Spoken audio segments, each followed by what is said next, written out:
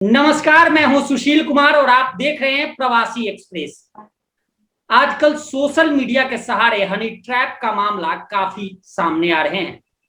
अभी हाल ही में हरियाणा के कई जिलों में करनाल में भी एक मामला सामने आया है, जहां फेसबुक के सहारे एक युवती फ्रेंडशिप करती है और फिर बात वीडियो कॉल तक पहुंचती है और वीडियो कॉल के सहारे न्यूड तस्वीरें आदान प्रदान की जाती है और फिर उन्हीं तस्वीरों के सहारे ब्लैकमेलिंग का धंधा शुरू होता है।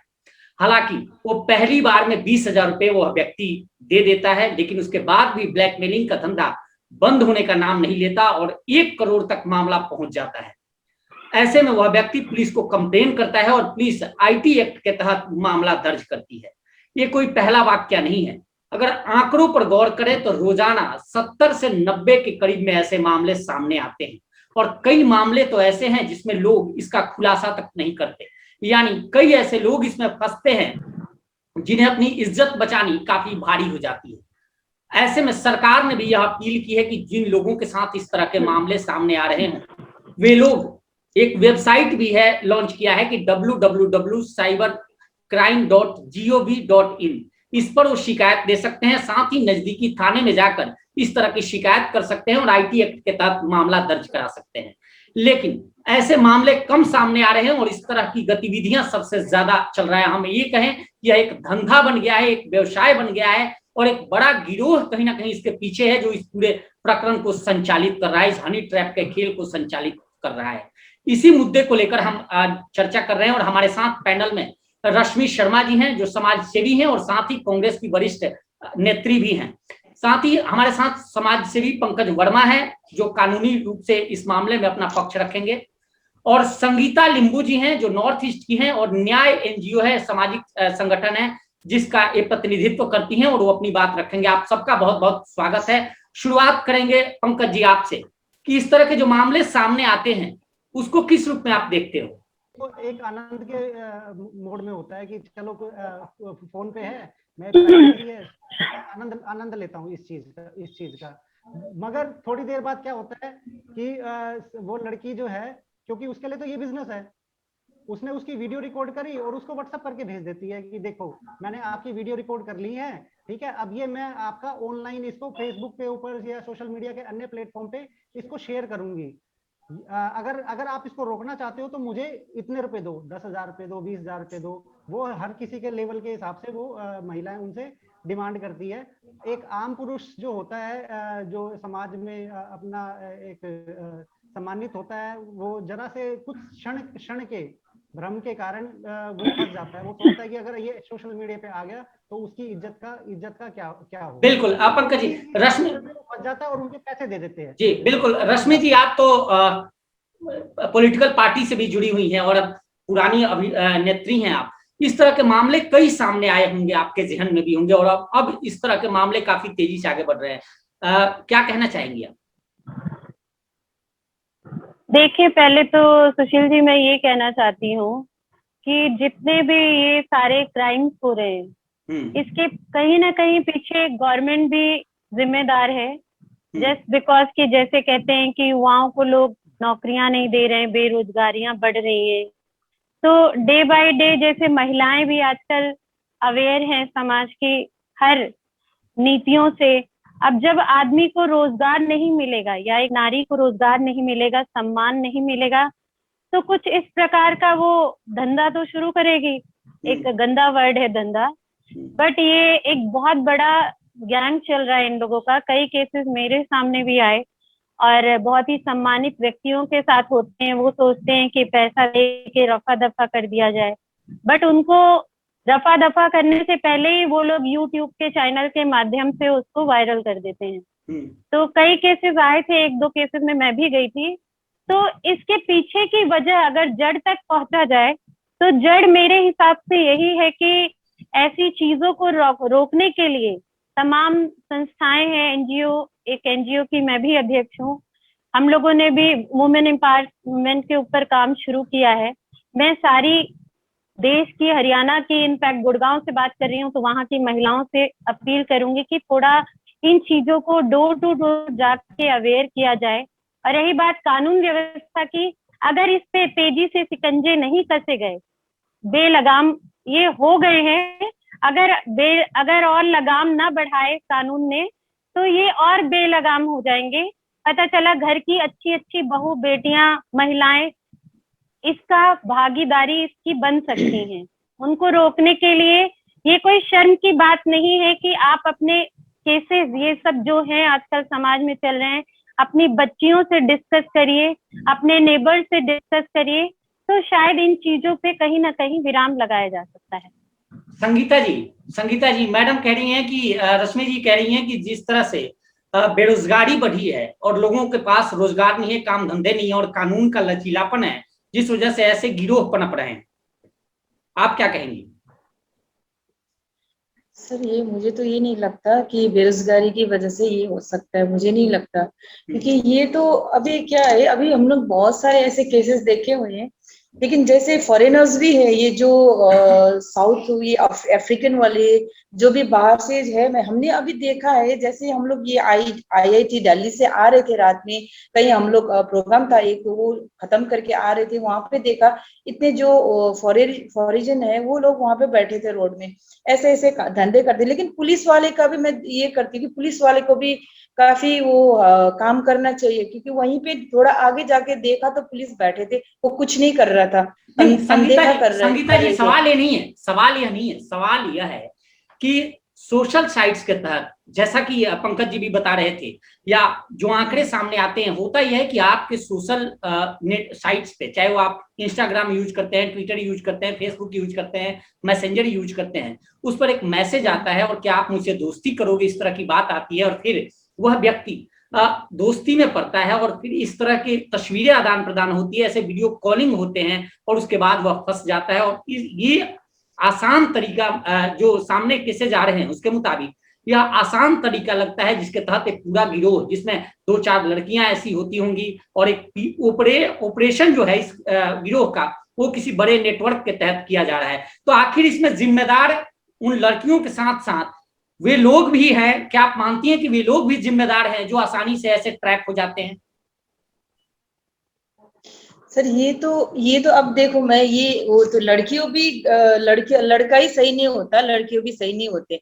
ये अभी बहुत सारी चीजें हो रहा है अभी सोशल मीडिया में, जैसे हमने भी बहुत सारे देखे हैं, फेसबुक मार्फत हुई, व्हाट्सएप, ये जो नेटवर्किंग जो है, इसके वजह ये तो किसको जिम्मेदारी ठहराई, हम भी खुद अलर्ट होना चाहिए। एक लड़की होके अब की किसी से फ्रेंडशिप करे, वो देखना जानना वो बहुत जरूरी, खुद ही स्ट्रिक्ट होंगे तो किसी और को तो दोष नहीं मानना चाहिए। क्योंकि जैसे व्हाट्सएप में कोई मैसेज आए, किसी फोन में अननोन पर्सन से फोन आए, उसे देखना चाहिए कि क्या है, क्या क्या सही है, क्या गलत है, ये हमें जानना बहुत जरूरी है सर। कहीं कहीं पंकज जी, आपके पास तो कई ऐसे पीड़ित होंगे जिनको आप जानते हैं, इसकी शुरुआत कैसे होती है और लगाम इस पर कैसे लगी? मैसेज आता है मैसेंजर के अंदर। रश्मि जी आवाज आ रही है आपको?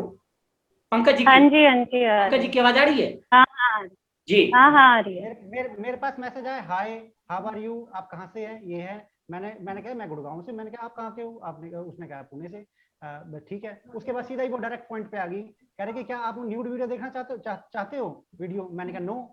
मैं समझ गया, मैंने कहा मेरे को आइडिया हो गया था, क्योंकि मेरे को पहले फेसबुक के माध्यम से, मैं एक्टिव हूँ फेसबुक के ऊपर, तो मेरे को सारी चीजें पता चलती रहती है कि आजकल क्या चल रहा है। तो मैंने कहा नो। फिर उसने एक दो बातें और बोली, मैंने उसके भी डिनाई कर दिया। फिर उसने मेरे को ऐसे जैसे दुत्कारते हुए कहा कि नहीं, जो भी उसने कहा। तो मैंने कहा ठीक है बाय। जैसे बाय किया, मैंने उसको तुरंत ब्लॉक कर दिया। सबसे पहले तो ऐसे जो फेसबुक पे आते हैं ना, एक तो अननोन से तो चर्चा ही नहीं करनी चाहिए। ठीक है, हो सकता है कि चलो फेसबुक पे हमारा कोई पुराना फ्रेंड मिल गया, उसने रिक्वेस्ट भेजी, हमने एक्सेप्ट कर लिया, कोई इशू नहीं है, ये फेसबुक का है, सोशल मीडिया, लोगों से जुड़ना चाहिए, जुड़ने के लिए हम ऐसा करते हैं। मगर जब तक हम उसके बारे में अच्छे से जानने लगते, उसकी प्रोफाइल बिल्कुल ठीक है नहीं है, उस प्रोफाइल से पता चल जाता है कि क्या है, तब तक हमारे को किसी से ज्यादा चैटिंग नहीं करनी चाहिए। और जब वो अगर इस तरह की कोई बात करना चाहता है, तो उसी वक्त उसको इमीडिएटली रोक देना चाहिए। देखो, हम अपने क्षणिक भर के आनंद के लिए हम अपनी खुशियों को दांव पे लगा देते हैं। बिल्कुल, ये पुरुष को सबसे पहले समझना चाहिए। रश्मि जी, एक आंकड़ा है, उन आंकड़ों के मुताबिक जितने, एक बात और कहना चाहूंगा, मगर जो ये लड़कियां इस तरह से ब्लैकमेलिंग करती है, ऐसा करके, ठीक है, उन्होंने ब्लैकमेलिंग का धंधा बना लिया है। इसके लिए तुरंत साइबर क्राइम ब्रांच में जाके उनकी फेसबुक आईडी सहित सारी चीज प्रिंट निकाल के उसका एक लिखित कंप्लेंट करके देनी चाहिए, ताकि इस तरह की जो फेसबुक, जब लोग कंप्लेंट करना शुरू करेंगे तभी फेसबुक से ये सफाई अभियान खत्म होगा। जब तक लोग कंप्लेंट नहीं करेंगे तब तक ये सफाई। बट साइबर क्राइम पे कोई कार्य नहीं होता है। देखिए, कार्य नहीं होता, चलो मान लिया मैंने आपकी बात की, क्राइम नहीं होता। अधिकतर जैसे वेस्ट बंगाल से निकल के आते हैं या ऐसे एरिया से निकल के आते हैं जहां तक पुलिस की पहुंच मुश्किल होती है, और छोटी सी बात के लिए आदमी पुलिस भी 10-20 हजार रुपए के लिए इतनी दूर आना जाना, एक्सरसाइज, एक प्रैक्टिकल जो होता है वो बड़ा मुश्किल होता है। बाकी हालांकि पुलिस को ऐसा चाहे 10 रुपए का क्राइम हो चाहे 10 करोड़ का हो, करना चाहिए, एक सैद्धांतिक बात है, मगर प्रैक्टिकल जब देखा जाता तो पुलिस वाले भी नहीं करते और कंप्लेनेंट भी इतना नहीं करता। मगर इंसान को खुद अपनी तरफ अपना, पहले बात अपना खुद का ध्यान रखना चाहिए, और दूसरा उसको कंप्लेंट करके अपनी सामाजिक दायित्व निभाना चाहिए। ये उसका सामाजिक दायित्व भी है कि कंप्लेंट करे। सर एक व्यक्ति सर कंप्लेंट करता है सर, जी रश्मि सर एक व्यक्ति अगर कंप्लेन करता है तो अगर पुलिस वाले कार्रवाई नहीं करते तो औरों का भी मनोबल टूट जाता है। तो इसमें लगता है कि कानून, देखिए, एक तरह की जब 50 कंप्लेंट आएगी, 100 कंप्लेंट आएगी तो पुलिस को उसके ऊपर तो सर क्या हमारे देश में इतनी तरक्की हो रही है कि जब 100 कंप्लेंट आएगी तब एक पे कार्रवाई होगी? नहीं रश्मि जी शिकायत तो करनी चाहिए, हाथ पर हाथ रखकर तो नहीं बैठ सकता कोई। और शिकायत के बाद संगीता जी बैठी हैं, संगीता जी बेशक से चाहे कितने भी पुलिस प्रशासन पे आरोप लगे, परंतु शिकायत के बाद कार्रवाई जरूर होती है, मानती हैं आप? बिल्कुल सर, बिल्कुल सर, बिल्कुल। जी मैं इन बातों से सहमत नहीं हूँ, क्योंकि हमारे एनजीओ में 20 केसेस ऐसे पेंडिंग हैं कि जिन पे पुलिस की कोई कार्रवाई ही नहीं होती है। इस मामले में हमारी कानून व्यवस्था फेल है, हरियाणा की जो है पुलिस प्रशासन, कानून व्यवस्था बिल्कुल विफल है हर चीजों में। नहीं, बिल्कुल नहीं छोड़ना चाहिए, वही तो मैं कह रही हूँ कि लोगों का नहीं करना चाहिए। मैं तो ये चाहती हूँ कि मीडिया, आप जैसे भाई हमारे, आप लोगों के माध्यम से इन चीजों को भी उजागर किया जाए कि पुलिस वाले कितनी कार्रवाई कर रहे हैं, कितनी नहीं कर रहे हैं। ये तो उससे हो सकता है, जैसे पंकज जी ने अभी बताया कि प्रैक्टिकली देखा जाए कि वो, हाँ जी, ये तो करते ही रहते हैं जी, हम भी करते रहते हैं, सारे लोग करते हैं, आप भी करते हो, हम भी करते हैं, सारे ही करते हैं। जब भी कोई पुलिस कार्रवाई नहीं करती है तो हम आवाज उठाते हैं, सब उठाते हैं। नहीं, जब पुलिस कार्रवाई नहीं करती तो बार बार जाना चाहिए, पुलिस स्टेशन जाना चाहिए, अपने लोगों के साथ जाना चाहिए। अगर नहीं करने तो धरना देना चाहिए, धरना जाओ, सीपी में जाओ, कमिश्नर ऑफिस में जाओ, धरने पे तो ऐसा मुझे नहीं लगता कि पुलिस कार्रवाई नहीं करती। रश्मि जी, संगीता जी का जवाब। हाँ जी मैडम, आपका तजुर्बा अच्छा रहा होगा, लेकिन हमारा तजुर्बा बहुत बेकार रहा है। अभी नहीं, ऐसा नहीं है, सबके लिए कानून, मैम मेरी बात सुनिए, कानून सबके लिए बराबर है। जब हम एक बार थाने में जाएंगे, कंप्लेन नहीं लेंगे, ऐसा तो नहीं, हमारा तो कंप्लेन लेते हैं, कंप्लेन ले रहा है, कर ही रहे, अभी तक तो हो ही रहा है, लेकिन हमें कोशिश करना चाहिए। एक बार नहीं लिया तो फिर दोबारा फिर चली जाएगा, फिर 3 बार चली जाए, उसके बाद नहीं कर रहे तो धरना करने के लिए चले जाइए। मैं आप लोगों से जानूंगा, चूंकि आप दोनों महिलाएं जो हैं वो अपने अपने फील्ड की काफी मास्टर है, माहिर हैं, और आप लोग इस तरह की गतिविधियों को टैकल करती हैं, ऐसे मामलों को टैकल करती हैं। आखिर संगीता जी, आपसे कई ऐसे गिरोह सामने आते हैं जो दूर दराज की आरोप लगते हैं, चाहे वो झारखंड हो, बंगाल हो, आप भी नॉर्थ ईस्ट से हो, इस तरह की कुछ लड़कियों को या विदेशी लड़कियों को ऐसे गिरोह हायर करते हैं और फिर उनसे इस तरह के धंधे करवाते हैं। आप लोग एनजीओ हो, अपने तरफ से जो आने वाली लड़कियां इस तरह की जो ऐसे खाई में गिरती जा रही हैं, उनके लिए क्या कुछ कर रही हैं? सर, हम तो जिसके लिए कुछ भी हो जाता है तो हम लोग तुरंत ऑफिस, हमारा नॉर्थ ईस्ट सेल है, हम दार्जिलिंग से बिलोंग करते हैं, लेकिन हमारे तो नॉर्थ ईस्ट सेल है, हम नॉर्थ ईस्ट सेल में कंप्लेन करते हैं।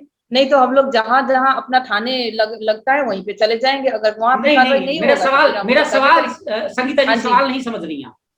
मैं यह कह रहा हूं कि जो इस तरह की गतिविधियां होती है, जो ये धंधा जिसको हम कह रहे हैं कि अमूमन इस तरह का गिरोह है जो सक्रिय है, जो इस तरह की गतिविधियों में संलिप्त रहता है, ऐसे में वो लड़कियां जब ये बस्ट होता है, अमूमन मैं इस बिहाफ पे कह सकता हूं कि मैंने बहुत सारे ऐसे केसेस एज ए पत्रकार देखे हैं जब खुलासा होता है, जब लोग पकड़े जाते हैं, तो उसमें अमूमन जो कॉलिंग वाली लड़कियां होती हैं या जो जिनको ब्लैकमेलिंग के लिए इस्तेमाल किया जाता है, हम ऐसे कहते हैं, तो कहीं ना कहीं बाहर की होती है, चाहे वो झारखंड की हो, चाहे वो बंगाल की हो, या चाहे वो नॉर्थ ईस्ट की हो, या मतलब बाहर की होती हैं, जो एक्स्ट्रा एडवांस होती हैं, जो इस तरह की गतिविधियां करती हैं।